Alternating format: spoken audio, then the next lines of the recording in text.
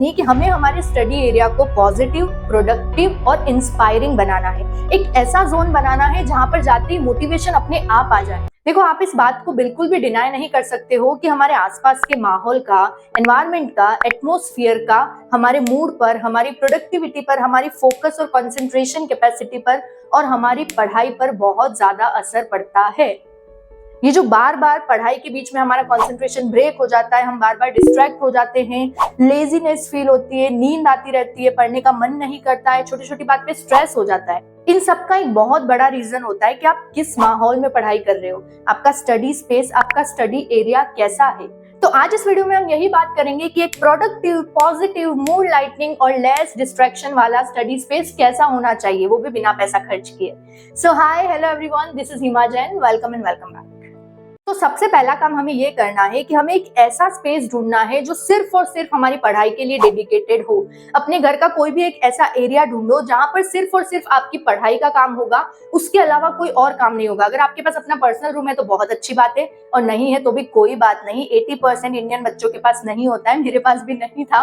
तो कोई भी एक घर का कोना ढूंढो जहां पर थोड़ा नॉइस कम हो, डिस्टर्बेंस कम हो, और उसको सिर्फ और सिर्फ अपनी पढ़ाई के लिए रखो।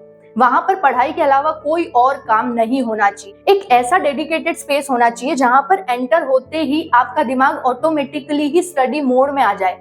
आपके ब्रेन से ऑटोमेटिक आवाज आने लग जाए कि yes, it is a study time. क्योंकि देखो, पढ़ाई करने के लिए ना मेंटली प्रिपेयर्ड होना बहुत ज्यादा जरूरी होता है। और जब आपके पास एक डेडिकेटेड स्टडी स्पेस होगा ना, जहां पे सिर्फ आपको पढ़ाई ही करनी है, तो वो आपको मेंटली प्रिपेयर्ड करेगा, आपको उस पढ़ाई वाले जोन में लाएगा। तो सबसे पहले तो वो एक स्पेसिफिक एरिया ढूंढो जहां पे बैठ के आप पढ़ाई करोगे। पूरे घर में भटकते हुए नहीं पढ़ना है, ठीक है।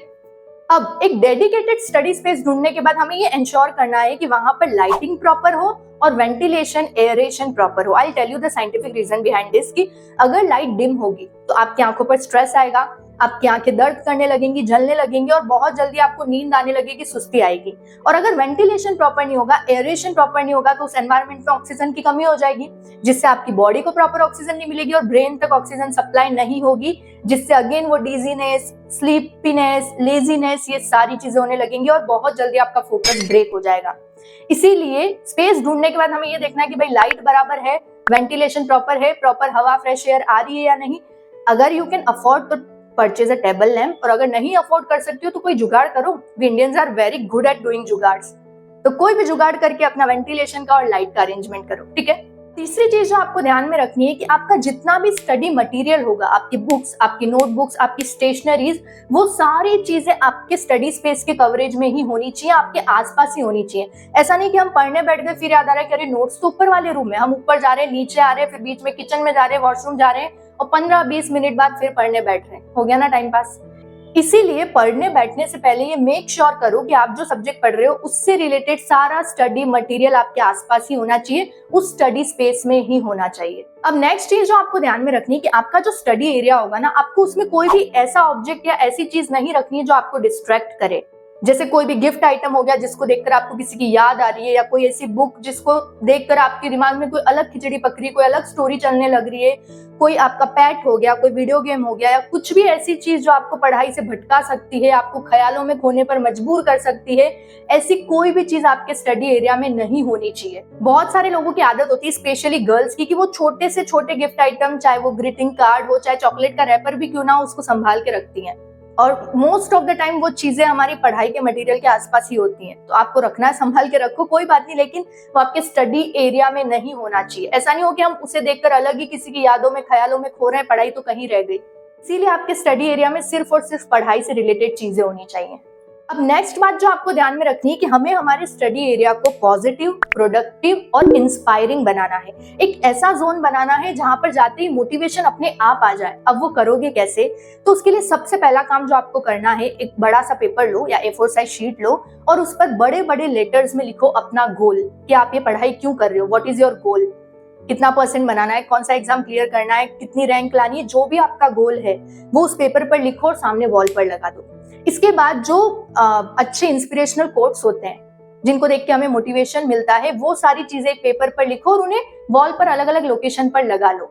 आप अपने कुछ शॉर्ट नोट्स लगा सकते हो, कुछ फ्लैश कार्ड्स लगा सकते हो। अगर आप टाइम टेबल यूज करते हो तो टाइम टेबल लगा दो। इन शॉर्ट हमें ना पढ़ाई का माहौल क्रिएट करना है। जैसे थिएटर में जाते ही कैसे मूवी का माहौल बनता है, lights off, popcorns in hand, big screen in front और एकदम हम मूवी मोड में आ जाते हैं। वैसे ही वो जोन ऐसा होना चाहिए जहां पर एंटर होते ही आप ऑटोमेटिकली स्टडी मोड में आ जाओ। इसके बाद जो नेक्स्ट चीज आपको ध्यान में रखनी है, जो कि बहुत इंपॉर्टेंट है, कि जब भी आप अपनी पढ़ाई के बीच में ब्रेक लो ना, तो उस टाइम पे आपको अपने उस स्टडी एरिया को छोड़कर कहीं और चले जाना है। आपको वहीं पर बैठकर रिलैक्स नहीं करना है, वहीं पर बैठकर मोबाइल नहीं चलाना है, वहीं पर बैठकर खाना नहीं खाना है। हमें हमारे ब्रेन को कंफ्यूज नहीं करना है कि हम फोन भी यहीं चला रहे हैं, हम पढ़ाई भी यहीं कर रहे हैं, हम रेस्ट भी यहीं कर रहे हैं, हम टाइम पास भी यहीं कर रहे हैं। हमारे ब्रेन को एक क्लियर आइडिया होना चाहिए कि हाँ, ये पढ़ने की जगह है और दूसरी जगह रिलैक्सेशन की है। भले ही आप बाहर चले जाओ, टेरेस पे चले जाओ, बालकनी में चले जाओ, लेकिन जब आप ब्रेक लो उस टाइम पर कोई भी टाइम पास स्टडी एरिया में मत करो।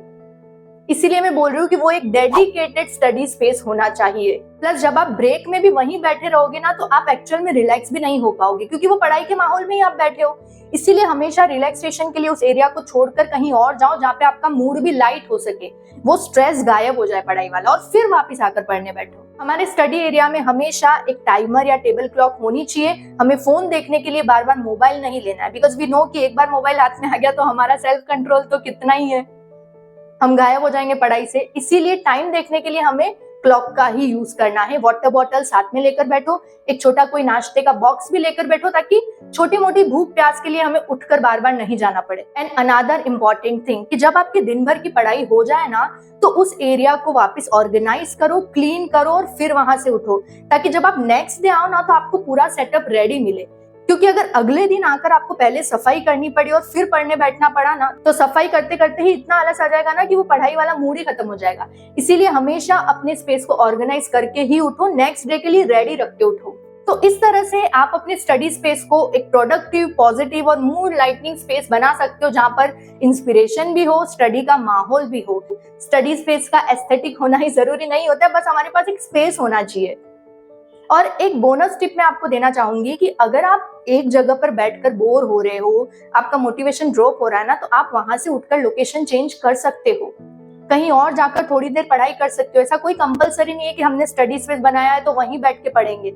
नहीं, आप थोड़ी थोड़ी देर में अपनी लोकेशन को स्विच भी कर सकते हो, कि थोड़ी देर कहीं और जाके पढ़ लिया, ताकि हमें स्ट्रेस ना फील हो, ताकि हमें पढ़ाई इंटरेस्टिंग लगती रहे, हमें नींद ना आए, बोरियत ना फील हो।